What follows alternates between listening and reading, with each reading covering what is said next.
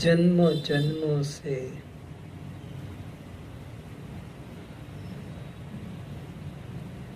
केवल यही खोज चल रही है कि मैं कैसे समस्त दुखों से सदा के लिए पूर्णतया निवृत्त हो जाऊं।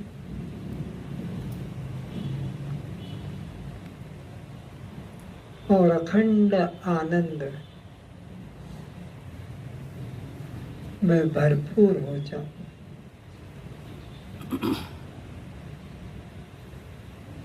लगन सच्ची है,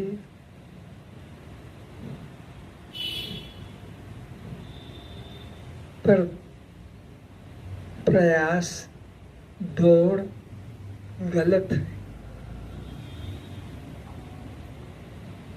लगन सच्ची है प्रत्येक प्राणी को, उसमें कोई अंतर नहीं, सब यही चाहते हैं, लेकिन दिशा गलत चुन रखी।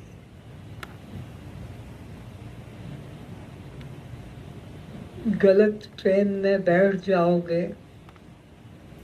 तो अपनी मंजिल से भटके रहोगे। तो गलत मार्ग में हम चल पड़े हैं तो अपने घर से भी दूर रहे। गलत मार्ग है अनात्मा का मार्ग, गलत मार्ग है संसार का मार्ग। और चाह है अखंडानंद की। ये तो ऐसे विरोधी बातें हैं जैसे अग्नि और पानी एक बर्तन में रखे जाए, ये कैसे होगा? संसार दुख का मार्ग है, विनाश का मार्ग है, परमात्मा आनंद का और अखंड आनंद का मार्ग।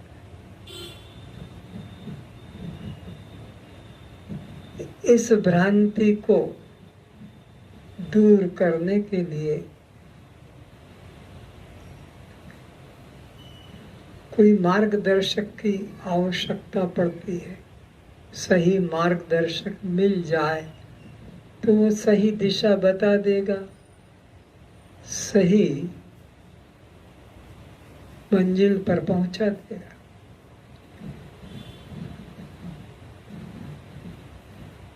इसी तलाश में जनक जी को अष्टावक्र जी मिल गए और उन्होंने सही दिशा, सही मंजिल पर बिठा भी दिया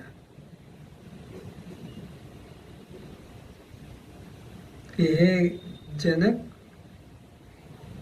ये संसार, ये राज्य, ये परिवार, ये धन, पुत्र, पत्नी, रानियां, ये सब दुख का मार्ग है, अनित्य का मार्ग है, 84 में भटकाने का मार्ग है।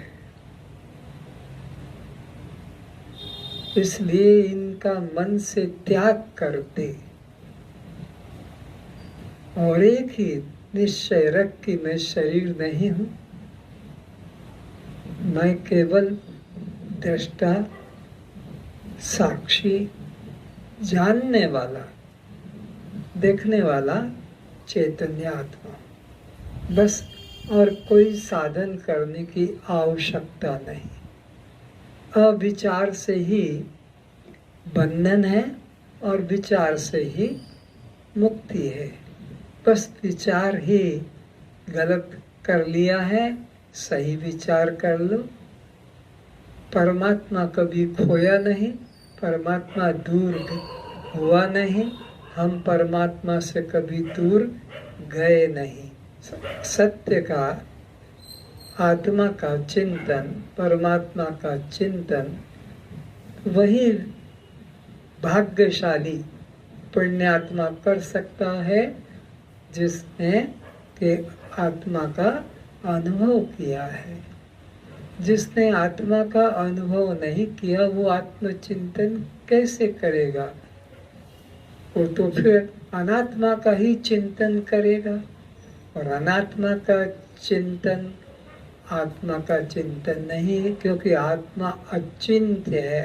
आत्मा को चित्त के द्वारा आत्मा का चिंतन नहीं किया जा सकता है।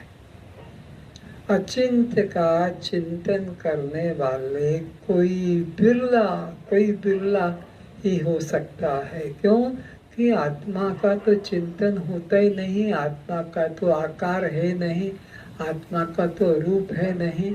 तो आत्मा का चिंतन वही कर सकता है जिस पर गुरु की विशेष कृपा है। गुरु के बिना आत्मा का अनुभव कोई कर नहीं सकता। इसीलिए का गुरु मोक्ष मूलम गुरु कृपा। ये साधन साध्य तत्व नहीं है कि तुम कुछ कर्ज चुका दो, कोई और वस्तु को प्राप्त कर लो। संसार में जैसे है कीमत चुका दी और वस्तु ले आए, ऐसे परमात्मा की तरफ कोई कीमत, इतना भजन कर लो, इतना ध्यान कर लो, इतनी त्याग कर लो तो तुमको परमात्मा मिल जाएगा, ये ऐसी चीज नहीं है। ये कृपा साध्य है, ये साधन साध्य वस्तु नहीं है। तो आत्मा का चिंतन तो करोड़ों में कोई एक ही कर सकता है जिसने आत्मा का साक्षात्कार किया है। बाकी लोग आत्मा का चिंतन नहीं, अनात्मा का ही चिंतन करते हैं और मानते कि हम आत्मचिंतन करते हैं। रोज 1 घंटा 2 घंटा बैठते हैं और आत्मचिंतन करते हैं, पर वो आत्मचिंतन नहीं, वो अनात्म चिंतन ही है। कोई रूप का चिंतन, कोई ज्योति का चिंतन, कोई नाद का चिंतन, इस प्रकार के चिंतन को ही वह ब्रह्म चिंतन आत्मचिंतन मान लेते हैं, पर वह परमात्मा का चिंतन अचिंत्य है।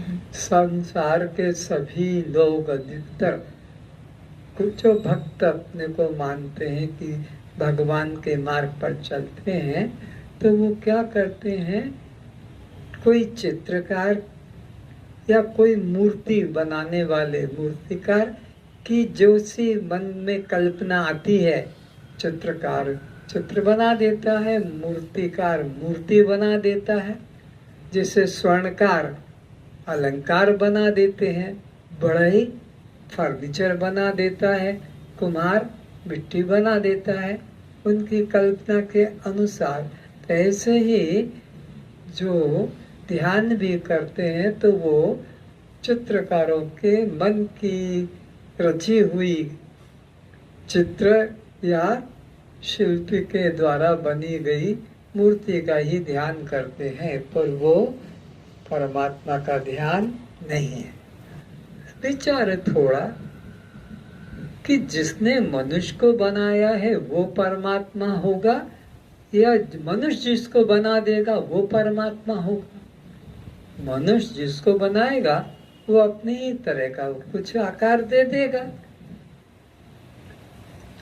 परमात्मा वो है जो मनुष्य को या जगत को बनाता है।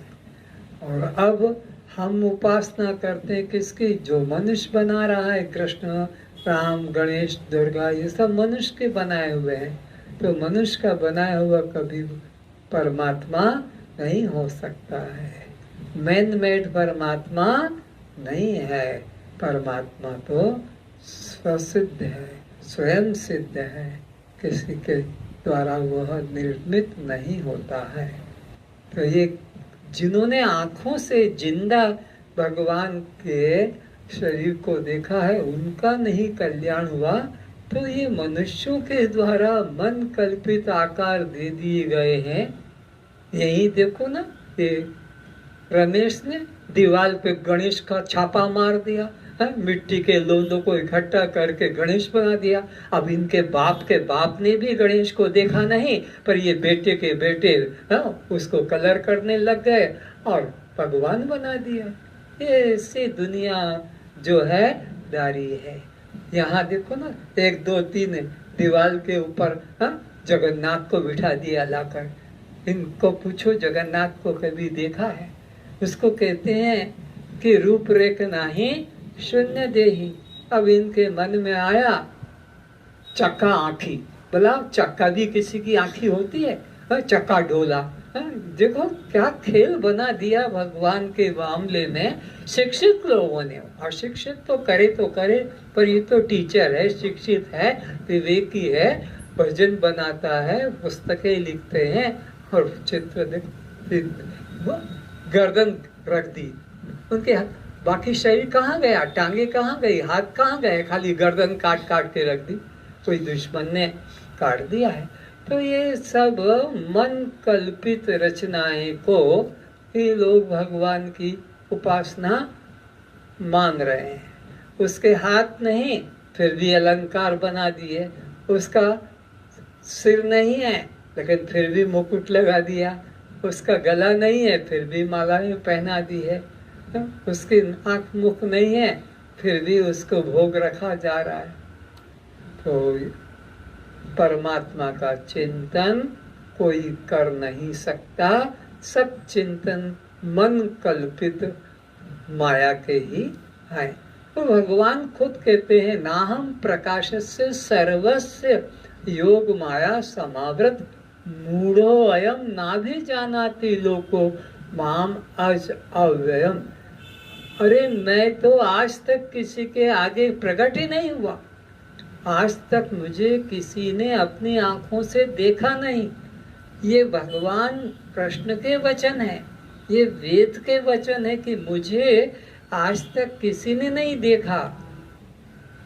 तुम्हारी हमारी बात तो जाने दो, कौशल्या ने नहीं देखा, दशरथ ने नहीं देखा, लक्ष्मण ने नहीं देखा, हनुमान ने नहीं देखा, कि रावण ने भी नहीं देखा। क्यों नहीं देखा? मैं तो योग माया के पर्दे के पीछे खड़ा हूं। ये योग माया के पर्दे को ही भगवान मान गए। जैसे वो बुरखे वाली महिला काला बुरखा पहनती है, कभी सफेद पहन लेती है, कभी पीला, तो उसी को बस काला पीला हरा रूप मान लिया। जबकि वो बुरखे के अंदर है, ये कैसी है, कैसा है, कुछ पता नहीं।